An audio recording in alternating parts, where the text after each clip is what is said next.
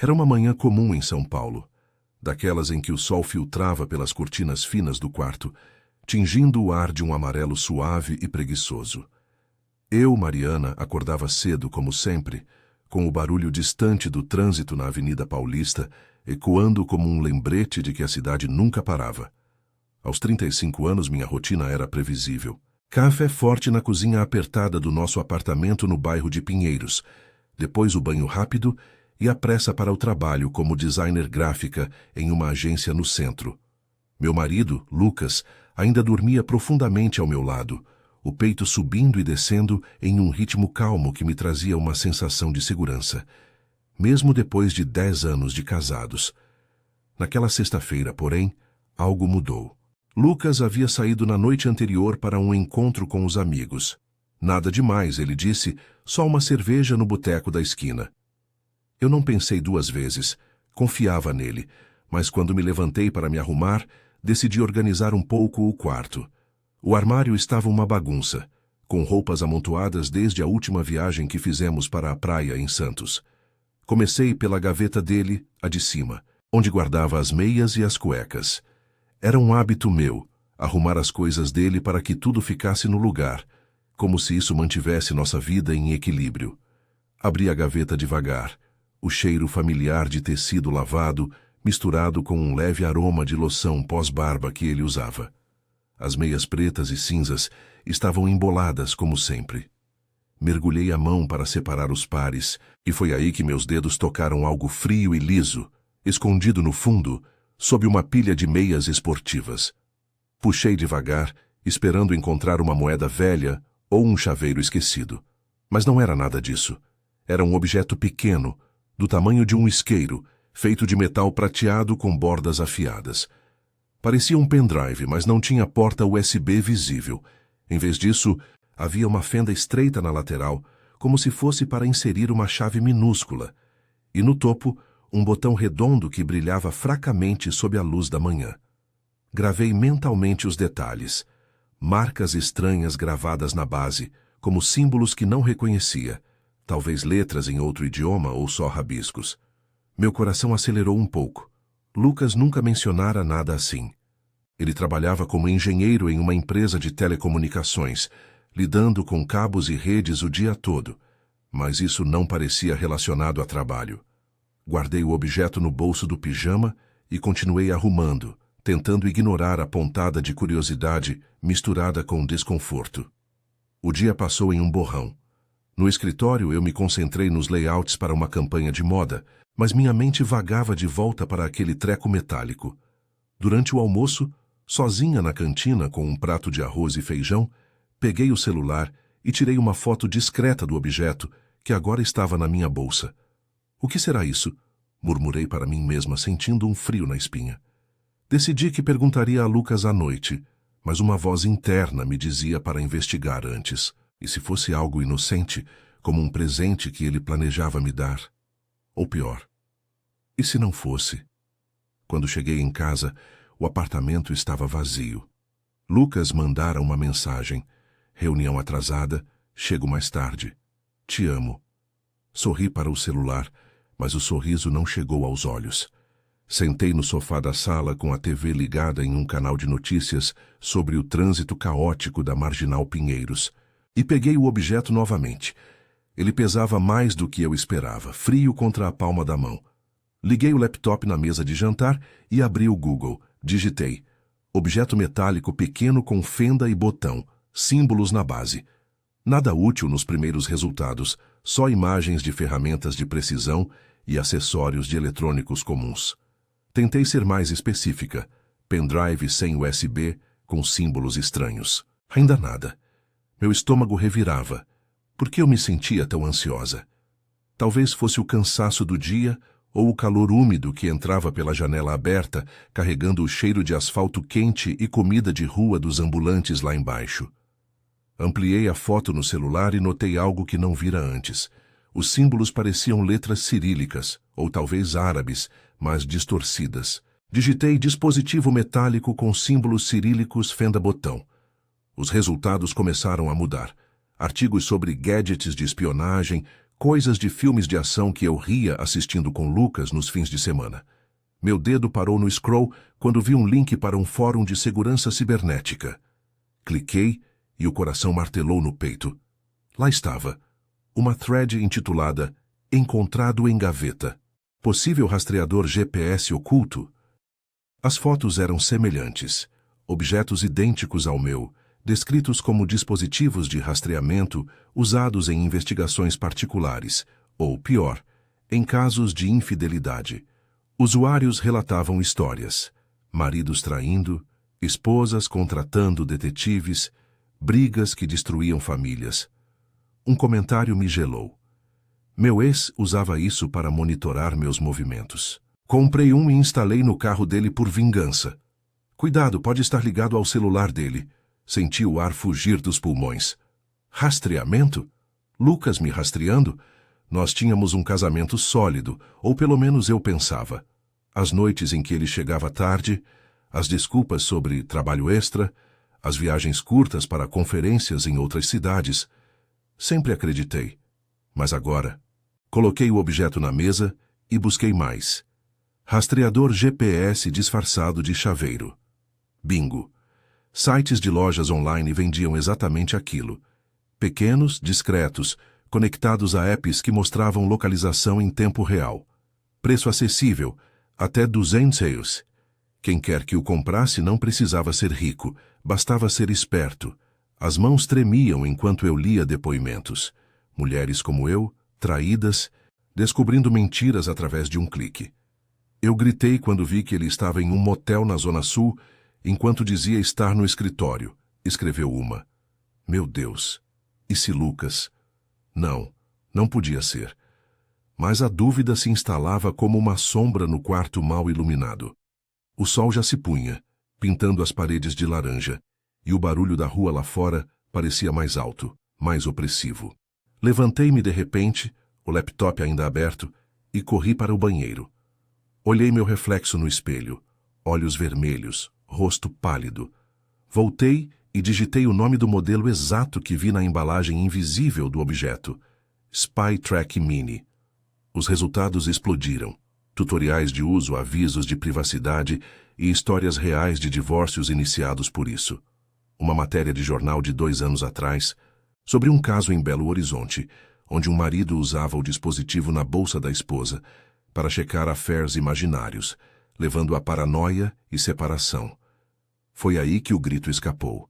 Não um berro alto, mas um som gutural, de pavor e raiva misturados, que ecoou pelo apartamento vazio. Caí de joelhos no chão de taco frio, o objeto rolando para longe. Como ele podia? Ou era eu quem estava paranoica? O celular vibrou na mesa. Uma mensagem de Lucas. Saindo agora, o que quer para jantar? Eu não respondi. Em vez disso, peguei o objeto e o segurei com força, sentindo o metal se aquecer na minha mão suada. Amanhã eu confrontaria ele.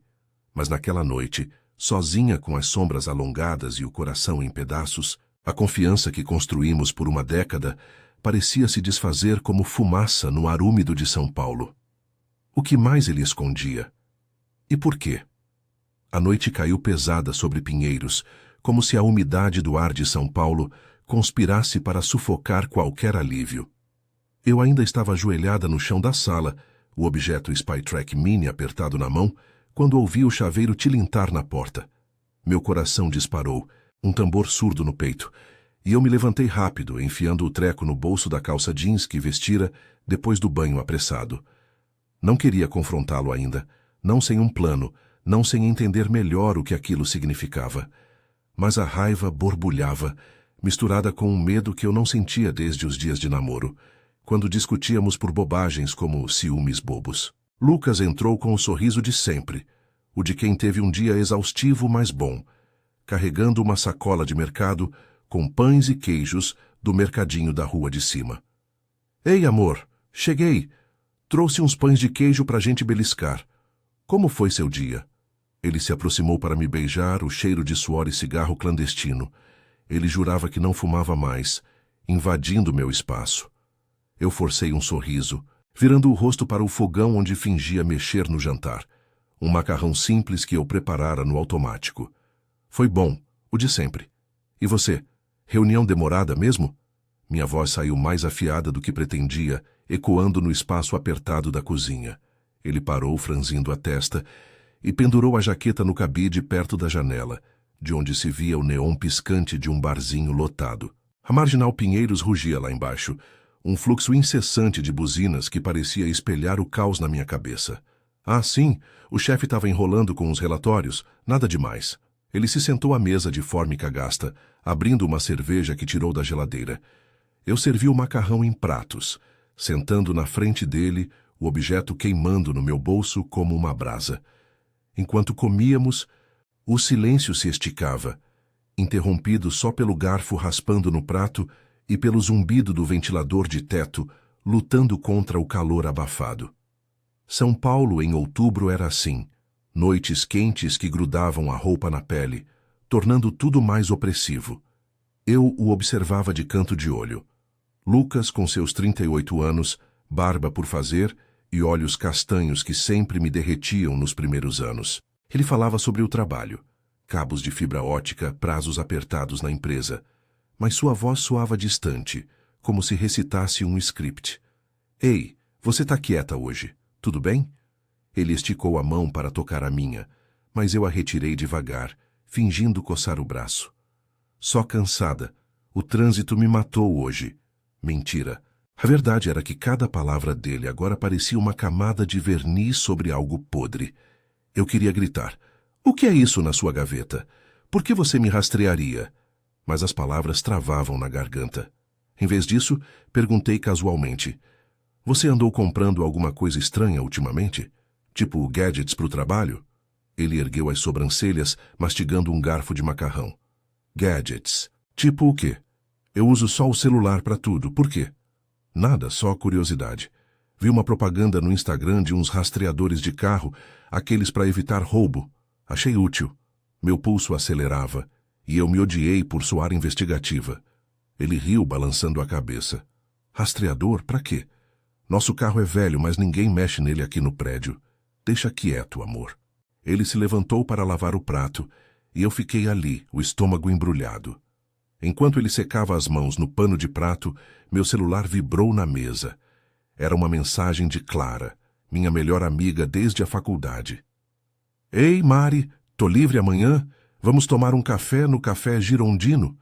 Faz tempo que não nos vemos. Eu respondi rápido. Preciso de você. Amanhã, 10 horas. É urgente. Clara morava no mesmo bairro. Uma publicitária divorciada que sempre me ouvia sem julgar. Se alguém podia me ajudar a navegar nessa bagunça, era ela. Lucas se virou, notando minha expressão. Tudo bem? Quem é? Só a Clara marcando um café. Mulheres, sabe como é. Ele assentiu, mas vi um lampejo em seus olhos. Hesitação? Paranoia minha? Ele se aproximou, me abraçando por trás enquanto eu lavava minha parte do prato. Você é linda quando fica pensativa. Te amo, viu? As palavras deviam aquecer, mas gelaram. E se ele soubesse que eu sabia? Dormimos lado a lado naquela noite, mas o abismo entre nós crescia. Eu fingi dormir, ouvindo sua respiração se acalmar, enquanto virava de costas para a parede úmida. O objeto no criado mudo, escondido sob um livro, parecia pulsar no escuro. No meio da noite, um trovão distante anunciou chuva, típica de São Paulo, que caía de repente e alagava as ruas. Levantei-me quieta, peguei o celular e entrei no banheiro, trancando a porta. Liguei para Clara, mesmo sendo tarde. Ela atendeu no terceiro toque, voz rouca de sono. Mari, que foi? Aconteceu algo? Eu sussurrei, as lágrimas finalmente escapando. Clara, encontrei uma coisa na gaveta do Lucas, um rastreador GPS. Pesquisei e acho que ele está me vigiando. Ou pior, vigiando outra pessoa. Silêncio do outro lado, depois um suspiro. Meu Deus, Mari, calma. Amanhã a gente conversa direito, não faça nada agora, tá? Vem pra cá se precisar. Desliguei, olhando meu reflexo no espelho embaçado pelo vapor residual do banho. Os olhos inchados, o cabelo desgrenhado, eu mal me reconhecia. Voltei para a cama, mas o sono não veio. Em vez disso, pensei nas nossas viagens, nas risadas em praias de Ubatuba, nas promessas de pra sempre. Tudo parecia uma ilusão agora. O que mais ele escondia? Uma amante? Dívidas? Algo pior? Na manhã seguinte, o sol raiava fraco através das nuvens, e o cheiro de terra molhada subia das ruas. Lucas já havia saído para o trabalho, deixando um bilhete. Café na mesa. Te vejo à noite. BJS. Eu ignorei e peguei o metrô para o centro, o vagão lotado me sufocando com o calor humano e o rangido dos trilhos. Clara me esperava no café girondino, com suas mesas de madeira e o aroma de pão fresco misturado ao tráfego barulhento da Rua Augusta. Ela me abraçou forte ao me ver, os olhos preocupados sob os óculos redondos. Conta tudo do começo. Sentei pedindo um cappuccino e despejei, o objeto, a pesquisa, o grito, a noite insone. Clara ouvia mexendo o café devagar, sua expressão mudando de choque para raiva solidária. Isso é loucura. Mari, pode ser dele mesmo para rastrear o carro ou algo inocente. Mas, e se não for? Lembra do caso da minha prima em Campinas? O marido usava um app para checar o celular dela. Terminou em divórcio feio. Eu assenti, as mãos tremendo no copo quente. Eu confio nele, Clara, ou confiava, mas agora não sei o que fazer. Ela pegou minha mão. Primeiro, não confronte sem provas. Vamos pesquisar mais juntas. Eu conheço um cara na TI que pode checar se está ligado a algum app. E se precisar, contrata um detetive. Você não está sozinha nisso. Suas palavras foram um bálsamo, o primeiro apoio real desde a descoberta. Pela primeira vez em horas, senti um vislumbre de força. Não era só minha briga. Era nossa. Mas enquanto saíamos do café, o celular vibrou. Uma notificação do meu banco.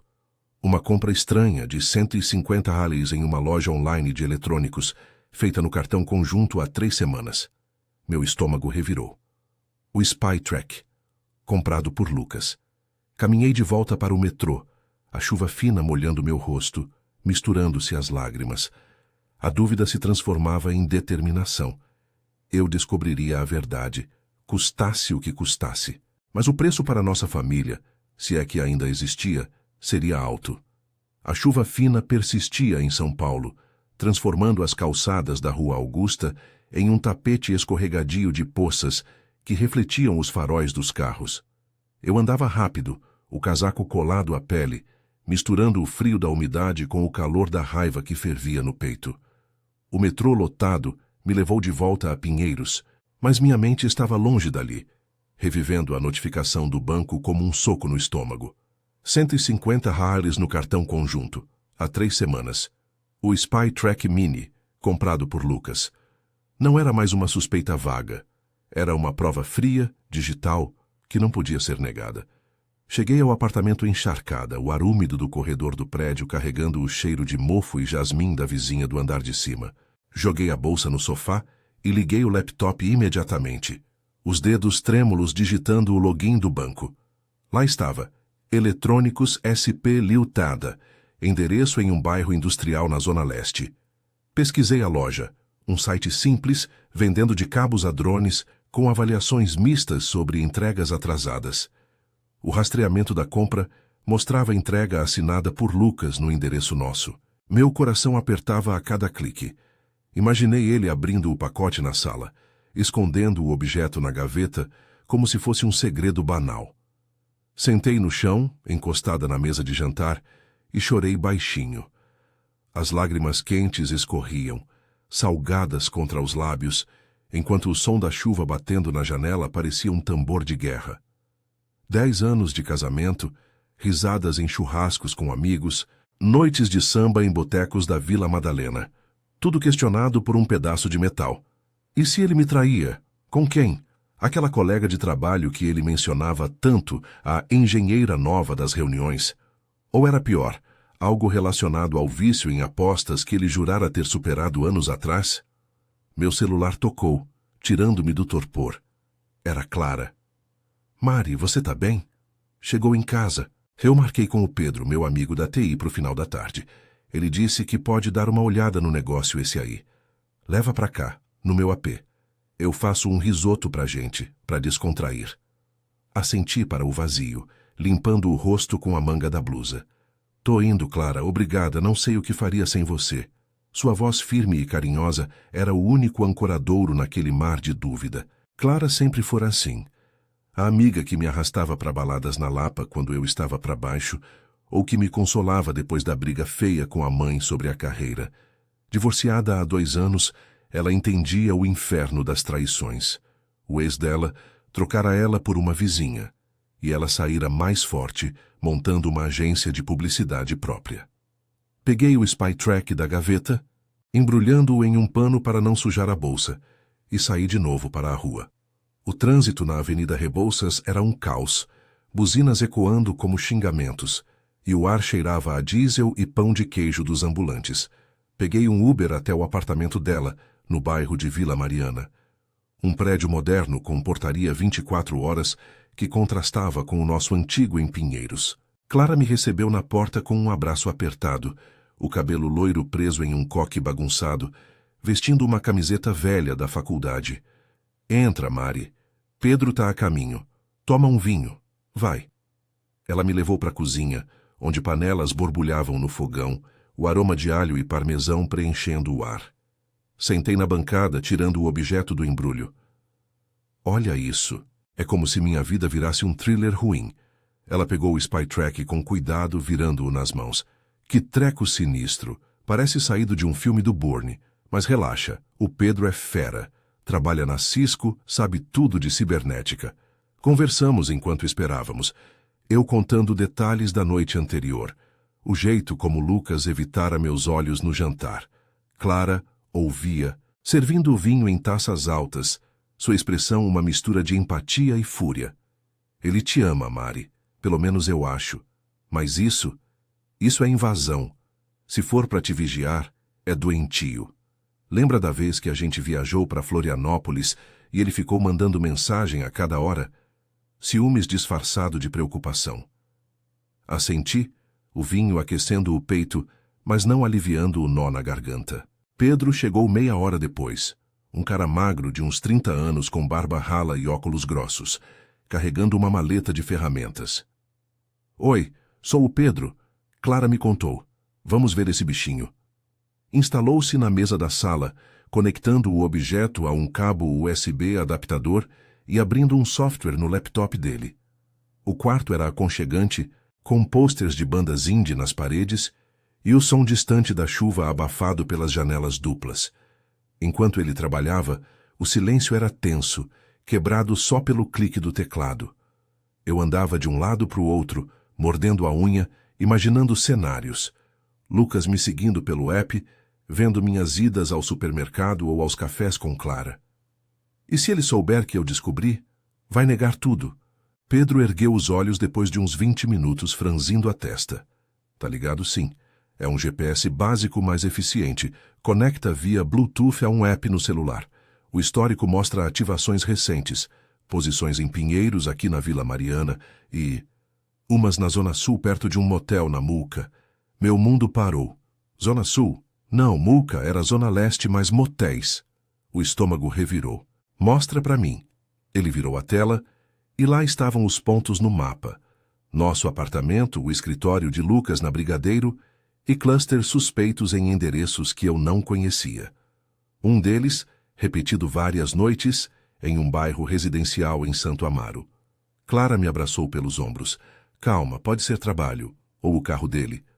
Mas Pedro balançou a cabeça. O app está registrado no nome de Lucas Oliveira, e o dispositivo foi pareado com o celular dele. Mas olha isso, as posições não batem só com você. Tem rastreios de outro número de placa. Um carro alugado, talvez. E mensagens no log. Verificar localização de LS. Quem é LS? LS. Meu cérebro girou. Lúcia Santos? A ex-namorada dele da faculdade, que ele mencionara uma vez em uma briga bêbada? Ou era outra? As lágrimas voltaram, quentes e furiosas. Eu não sei, mas isso acaba hoje. Pedro desconectou o objeto, entregando-o de volta. Cuidado, Mari. Não mexa mais sem um advogado. Isso pode ser usado contra ele em um divórcio, violação de privacidade. Eu apago o log aqui, mas salva prints. Clara insistiu que eu ficasse para dormir, mas eu recusei. Preciso confrontar. Obrigada, vocês dois. Isso me deu forças. Saí do apartamento dela com o sol se pondo, o céu cinzento prometendo mais chuva. No Uber de volta, mandei uma mensagem para Lucas. Chego em casa em 20 minutos, precisamos conversar. Sério. O coração batia forte, uma mistura de terror e resolução. Eu não era mais a esposa cega, era Mariana, pronta para lutar pela verdade. Mas enquanto o carro serpenteava pelo trânsito da Avenida Brigadeiro Faria Lima, uma dúvida nova me assaltava. E se o segredo dele destruísse tudo o que restava? A noite caía, e com ela a certeza de que nada seria como antes. O Uber parou na frente do prédio em Pinheiros com um solavanco, os faróis cortando a penumbra da rua estreita, onde poças da chuva recente espelhavam as luzes dos postes. Meu coração martelava como o motor de um ônibus lotado na hora do rush, e eu paguei o motorista com mãos trêmulas, ignorando o boa noite dele. Subi as escadas do elevador rangente, o ar confinado cheirando a cigarro e perfume barato dos vizinhos. Cada andar parecia mais longo, como se o prédio inteiro conspirasse para adiar o inevitável. Abri a porta do apartamento devagar, o clique da fechadura ecoando alto demais no silêncio. Lucas estava na sala, de pé perto da janela aberta, fumando um cigarro apesar da proibição que impusemos anos atrás. O cheiro acre invadiu o ar, misturando-se ao vapor úmido da noite que entrava pela fresta. Ele se virou ao me ouvir, os olhos cansados sob a luz fraca da luminária, a barba por fazer sombreando o queixo. Mari, você chegou. Mandei mensagem, mas não respondeu. O que houve? Tá tudo bem? Eu fechei a porta atrás de mim, encostando-me nela por um segundo, sentindo o peso do dia inteiro. A chuva, as confissões no apartamento de Clara, os logs frios no laptop de Pedro, pressionando os ombros. Não, Lucas. Não tá tudo bem, senta aí. A gente precisa conversar de verdade. Minha voz saiu firme, surpreendendo até a mim mesma. Ele apagou o cigarro no cinzeiro improvisado de um pires e sentou no sofá gasto, as mãos entrelaçadas no colo como um menino pego em falta. Eu me sentei na poltrona em frente, tirando o Spytrack do bolso da jaqueta molhada e colocando-o na mesinha de centro, entre nós. O metal brilhou sob a luz como uma acusação silenciosa. Encontrei isso na sua gaveta de meias ontem. Pesquisei no Google e gritei. É um rastreador GPS, Lucas. Spytrack Mini. E os logs mostram lugares que não fazem sentido. Motéis na Muca, endereços em Santo Amaro. Quem é LS? Por que você me vigiava? Ou vigiava outra pessoa? Ele piscou, o rosto empalidecendo como se eu tivesse dado um tapa. Seus olhos foram para o objeto, depois de volta para mim, e ele engoliu em seco, o pomo de Adão subindo e descendo. Mari, meu Deus, você. Como você achou isso? Ele se inclinou para a frente, as mãos tremendo ao tentar pegar o dispositivo, mas eu o afastei. Não é o que você pensa, eu juro. Então me explica. Porque eu passei o dia inteiro imaginando o pior. Traição, mentiras, anos de casados virando poeira. Clara e o amigo dela, Pedro, checaram. Tá pareado com o seu celular. Posições que batem com as suas reuniões extras. Fala logo, Lucas, antes que eu perca o resto de sanidade que me sobrou. As palavras saíam enrajadas, quentes como o ar abafado da sala, e eu sentia as lágrimas pinicando os olhos, mas as segurei. Não choraria na frente dele, não agora. Ele se recostou no sofá, passando as mãos pelo cabelo desgrenhado, o rosto contorcido em uma mistura de vergonha e desespero. Lá fora, o trânsito da Avenida Rebouças murmurava baixo, um lembrete de que a cidade seguia indiferente ao nosso caos particular. Tudo começou há uns meses. Lembra do meu primo, o André? Aquele que mora em Santo Amaro, o que perdeu o emprego na construção. Ele me pediu ajuda. Dívidas, Mari. Apostas no jogo do bicho, coisas idiotas. Eu emprestei dinheiro, mas ele sumia, mentia sobre onde estava. Eu comprei isso para rastrear o carro dele. Emprestei o nosso velho para ele se virar. LS é Leandro Santos, o apelido dele. Não é traição, amor. É família. Eu congelei o ar fugindo dos pulmões. Leandro? O primo distante que mal víamos nas festas de Natal, o que sempre chegava bêbado e prometia mundos. Então por que os logs mostram motéis? E por que na minha bolsa? Eu achei isso na sua gaveta, mas Pedro disse que rastreou minhas idas também. Lucas baixou a cabeça, a voz rouca agora, como se doesse falar. Eu usei no carro do André primeiro. Mas aí, quando você começou a sair mais, os cafés com Clara, as noites no trabalho, o ciúme me comeu vivo. Lembra daquela vez em Florianópolis, anos atrás? Você flertou com o cara do bar, ou pelo menos eu pensei. Eu instalei no seu carro também só para ter paz de espírito. Foi burrice, Mari. Paranoia. Eu estava estressado com o trabalho, com o André me sugando, e deixei isso virar uma obsessão. Mas nunca traí você. Nunca. As palavras pairaram no ar, pesadas como a umidade que grudava na pele. Eu o olhei, procurando mentiras nos olhos dele, aqueles mesmos olhos que me conquistaram em uma festa na Vila Madalena, dançando forró até o sol raiar. Parte de mim queria acreditar, abraçá-lo e esquecer, mas a outra, a que Clara havia despertado, exigia mais. Você invadiu minha privacidade, Lucas. Me tratou como suspeita, como se eu fosse a mentirosa. 10 anos, e você não confiava em mim? O que isso faz com a gente? Ele se levantou, ajoelhando-se na minha frente, as mãos tocando meus joelhos com delicadeza. Eu sei, fui um idiota, um covarde. O André tá devendo para agiotas agora. E eu tava tentando proteger a família toda. Você, eu, até ele. Mas usei isso errado. Me perdoa, Mari. Eu apago tudo, jogo fora. Vamos terapia, o que for. Não quero perder você. Eu me levantei devagar, afastando-me. O coração uma bagunça de alívio e raiva. A chuva recomeçava lá fora, tamborilando na janela, como aplausos irônicos. Liguei para Clara enquanto ele ficava ali de joelhos, o rosto molhado de lágrimas. Clara. Ele confessou. Não é traição. É o primo dele, dívidas. Mas o ciúme. Ele me rastreava também. Do outro lado, a voz dela veio forte como um abraço à distância. Graças a Deus, Mari. Mas não aceita menos do que merece. Você é forte, lembra? Vem pra cá amanhã, a gente conversa. Eu te apoio no que decidir. Desliguei e olhei para Lucas, que se erguia devagar, os ombros caídos. Eu acredito em você, sobre o primo, mas o resto. A gente precisa consertar. Terapia, sim, e transparência total, nada de segredos. Ele assentiu, puxando-me para um abraço hesitante. Eu retribuí, mas era diferente agora. Não cego, mas consciente. O abraço cheirava a cigarro e arrependimento, mas também a uma chance nova. Naquela noite dormimos abraçados, o som da chuva acalmando o apartamento como uma canção de ninar. Pela manhã, o sol filtrava pelas cortinas, tingindo o quarto de ouro. Eu me levantei primeiro, preparando o café forte na cozinha, o aroma misturando-se ao cheiro de terra molhada das ruas. Lucas acordou, e pela primeira vez em dias, conversamos de verdade, sobre medos, sobre o peso das dívidas do primo, sobre como o ciúme nos corroía devagar. Com o apoio de Clara e Pedro, marquei uma sessão de terapia para nós dois, em uma clínica no centro. E enquanto caminhava para o trabalho, o metrô rangendo sob os pés, senti um crescimento quieto. Eu não era mais a vítima paranoica. Era Mariana, dona da minha história, pronta para reescrever o final. São Paulo seguia caótica, com buzinas e vendedores de rua, mas dentro de mim, uma paz tímida brotava.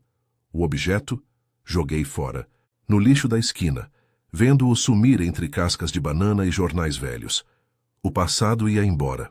O futuro, nós construiríamos juntos ou sozinhos, mas com honestidade.